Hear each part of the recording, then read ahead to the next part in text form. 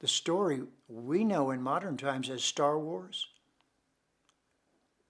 you know, Darth Vader, that's actually a dearth of Veda. The story was taken directly from this Ramayana. And the producer and creator of that film learned this story, converted it into Star Wars, converted it into a film with all the same characters. And Darth Vader, who was a warrior gone bad, and Princess Leia, Princess Sita, all of those characters, the Wookiee, Hanuman, the animal, half human, who's part of the heroic fight to restore the princess. It isn't just a fantasy story.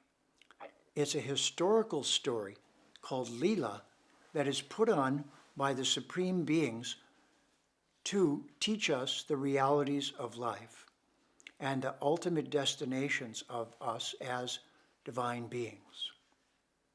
This may seem fantastical to you. It is fantastical. It is amazing that we don't know about this in Western civilization, that we've heard nothing really about it. And when it came to us, it was made into a sci-fi film rather than really coming to us like I'm teaching you now.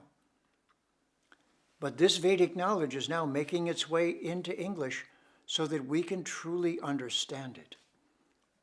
Don't we have a human body that acts animal part of the time? This story is about the human condition, but it's a true story, not a made-up story. It's an actual historical event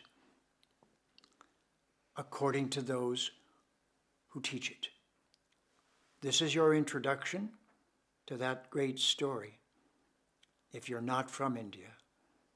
And I sincerely ask you, find out a way to learn this story and read it. It's the most amazing story, the most romantic story you will ever read.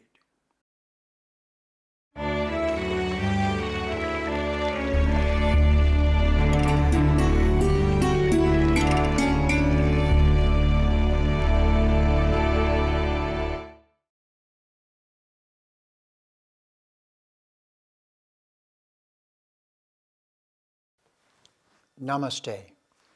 Welcome to Vedic Vidya. My name is Jeffrey Armstrong, Kavindra Rishi. Vedic Vidya is available exclusively on Chitty Media English channel on Sunday nights at 7 p.m. IST. Our topic tonight is the Vedic epic known as the Ramayana, or how the supreme beings, both male and female, appeared in India 12,000 years ago. It's time in this series of Vedic teachings to introduce the two texts, the two books, which are unique to India in a multitude of ways, and which are historical documents because of the precision of the Sanskrit language, because it is the most precise language on our planet. It has been possible to pass down from considerable antiquity two accounts that are called Itihasa, the Ramayana and the Mahabharat. Right now we're going to talk about the first of these historically, which took place according to the astronomical information that is in the text of the Ramayana. In other words, it has been validated in modern times because there is an astronomy mentioned in the text that is a unique signature for a particular point in time. And that is 12,000 years ago. 12,000 years ago, according to this text and according to the historians of the Vedic civilization of India, a unique event took place, which is known as an avatar. Avatar means the descent of the Supreme Being as a male and a female to the realm of humans, appearing to be human, but in fact being the ultimate Supreme Being. The ultimate Supreme Being. This concept gives rise to a kind of literature, these two books, the Ramayana and the Mahabharat, which are called, as a class, Itihasa. Itihasa means as it actually was. It's not history, but the English word history came from the Sanskrit Itihasa. Our history is written in languages that are colloquial, unreliable, sloppy in terms of their meaning, whose meaning drifts over time. And most other languages in the world have had that problem. So other civilizations that do not have a precise language like Sanskrit cannot say that they have a precise historical record that has been meticulously passed down. Yet this is the assertion of the culture of India. Not only a meticulous record, but a record with astronomy, with astronomical descriptions of the sky at that moment in history that allow those historical moments to be established conclusively. And I'll refer you to the modern day work of someone named Nilesh Neelkant Oak, who has recently published accounts of both the Ramayana and the Mahabharat and their scientific antiquity. If you have doubts on the subject, please look up his works. These two books document an idea and tell the story of its occurrence that is entirely unique to the civilization of India. It is that the ultimate Supreme Being, at particular historical moments, comes to earth not taking birth like a human, not a human becoming divine in nature somehow, but actually the supreme and ultimate being that all religions, that all persons turn to as the final ultimate. Those beings, depicted as both male and female, descended to earth, appeared to be born in human families, but demonstrated while they remained on the planet to those whom they knew that they were not merely human, but they were indeed the supreme beings. And this is a unique literature that exists in the Veda, which is a library of many kinds of learning, many sciences, and many historical accounts of great events of learning and enlightenment. But these two texts are a separate category. And we who have not known them before have to take a special effort to hear them and to understand them. And this is part of what modern day yoga movement in the world is opening the door to. After all, since India was colonized and cracked open, you could say, to the rest of the world, the consequence of that, as you can see, is that people from India are now around the world becoming citizens of other cultures. And through their language, they bring their culture with them. The hundreds of millions of yoga practitioners that we see around our planet who've come into being in the last 50 or 60 years are clear evidence of the consequence of this, that those persons are simply finding the incredible beauty and truth and the importance of the knowledge that's been carried in the Sanskrit language. The next stage of this revolution, this renaissance of Vedic learning and history, is that it's two epic stories, both recounting the descent of the Supreme Being to earth as a Mr. and Mrs. Supreme Being. Not only male, but male and female. And this is the storyline of the Ramayana.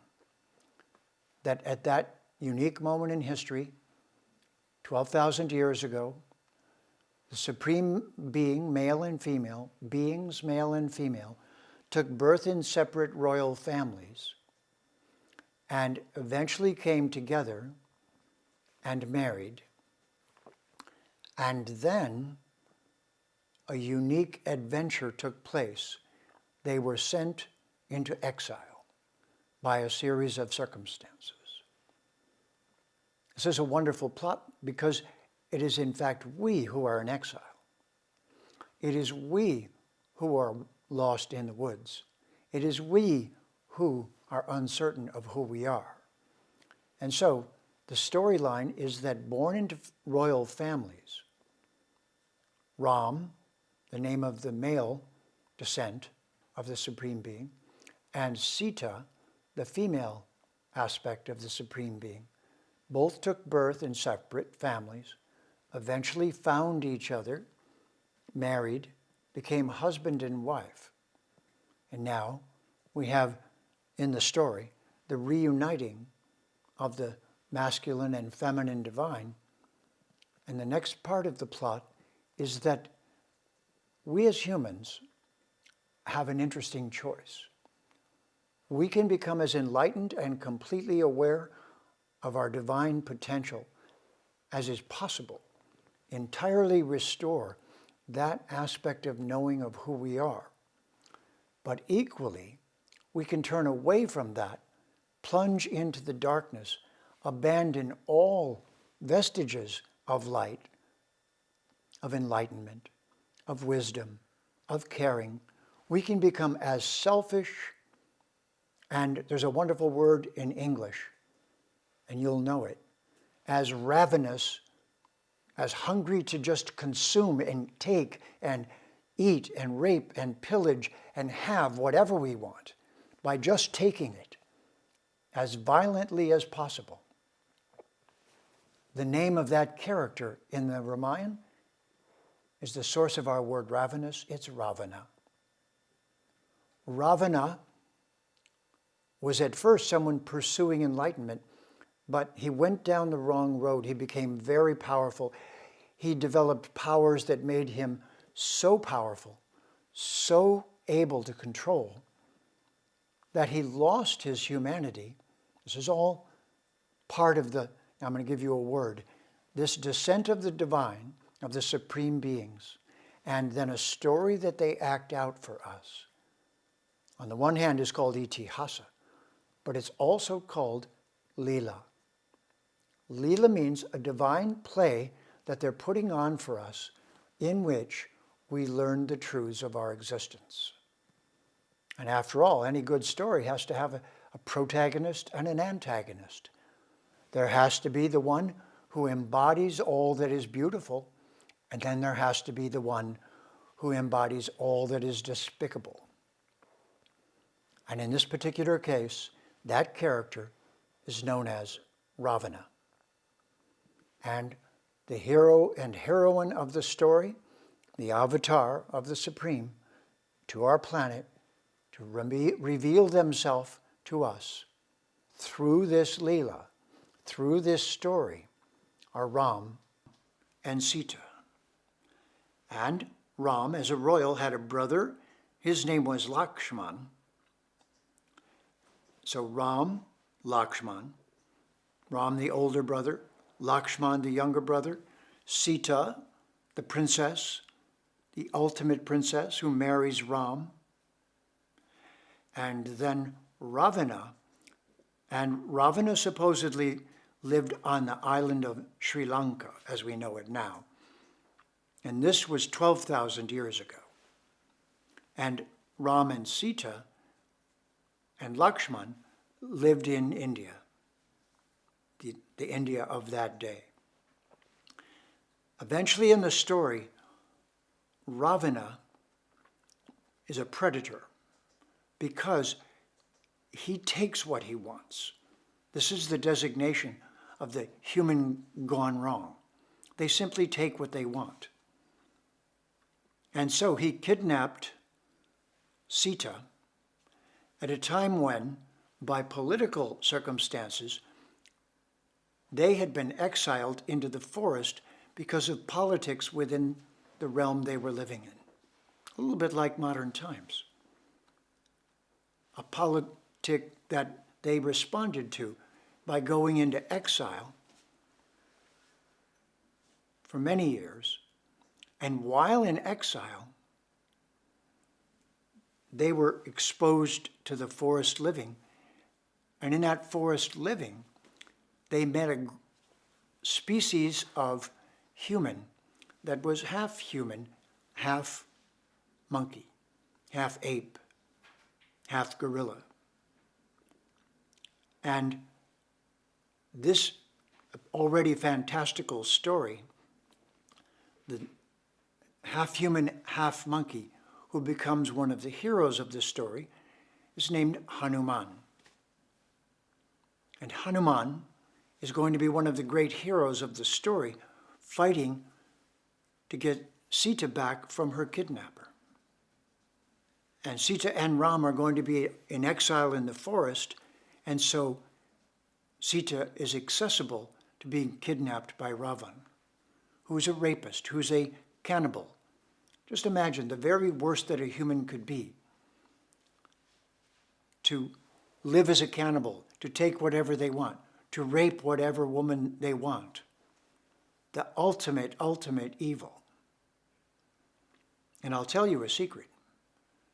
The story we know in modern times as Star Wars, you know, Darth Vader, that's actually a dearth of Veda. The story was taken directly from this Ramayana. And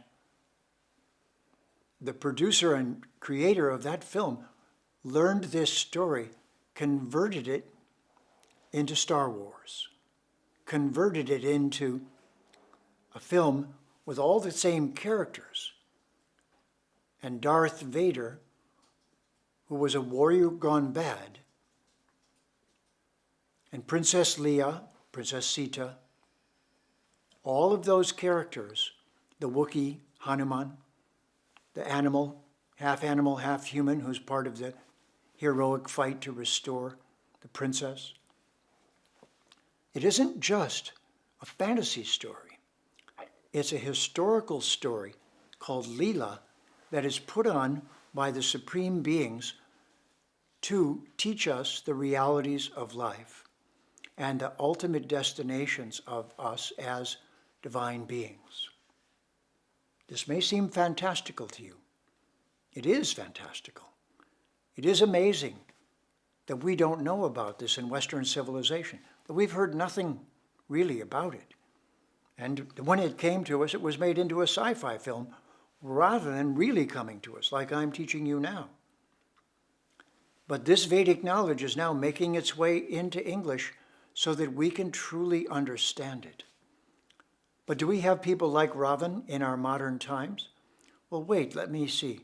Don't we have wealthy billionaires who are rapists and who seduce and torture and control and exploit young women? Of course we do. Such persons do exist, don't they? Who are willing to do anything to take what they want, to simply ruin other lives and be predators.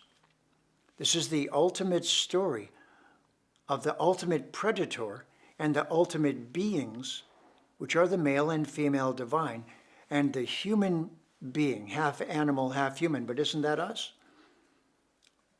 Don't we have a human body that acts animal part of the time? This story is about the human condition, but it's a true story, not a made-up story. It's an actual historical event according to those who teach it. And it has astronomical information in it that validates the positions of the planets in the sky at the moment it took place. And those astronomical details are in the text as we have it now. The Ramayana is 24,000 Sanskrit verses of poetry that, because of the Sanskrit language, have stayed the same for all of those years and across all that time, that teach us the sacred story of the ultimate descent of the supreme beings, male and female, to earth. This is your introduction to that great story if you're not from India. And I sincerely ask you, find out a way to learn this story and read it. It's the most amazing story, the most romantic story you will ever read. Vedic Vidya means shining the light of truth. Tune in to Vedic Vidya on the Chitty English channel Sunday night at 7 p.m. IST. My name is Jeffrey Armstrong, Kavindra Rishi. See you next time, and have a Namas day.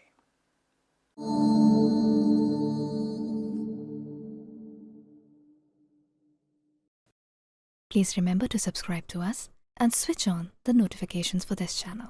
For our other social media links, more content, and to support our work, please visit citti.net. Dhanyavad. Namaskar.